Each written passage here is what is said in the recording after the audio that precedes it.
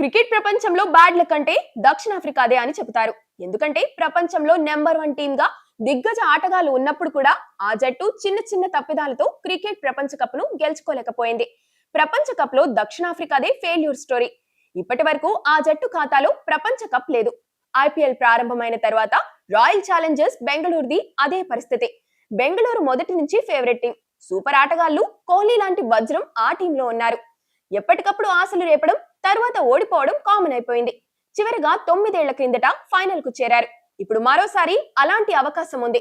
Qualifier లో ఏకపక్షంగా గెలిచి ఫైనల్ కు చేరుకున్నారు. ఇంకొక అడుగు వేస్తే టైటిల్ అందుకుంటారు. ఇప్పుడు ఐపీఎల్ ఫ్యాన్స్ మొత్తం రాయల్ ఛాలెంజర్స్ బెంగళూరు కప్ అందుకోవాలని అనుకుంటున్నారు. కనీసం కోహ్లీ కోసమైనా కప్ ఆ జట్టు గెలవాలని సగటు క్రికెట్ ప్రేమికుడు కోరుకుంటున్నాడు.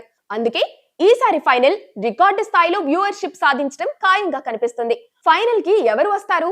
పంజాబా, గుజరాతా, ముంబైనా అన్నది మ్యాటర్ కాదు. అన్ని జట్లపై ఈ టోర్నీలో బెంగళూరు మంచి ఆట తీరు కనబర్చింది. కానీ ఐపీఎల్ లో ఆర్సీబీకి ఇప్పటి వరకు ఎదురవుతున్న దురదృష్టాన్ని చూసి చాలా మంది భయపడుతున్నారు. దక్షిణాఫ్రికాలా కాకూడదని అనుకుంటున్నారు.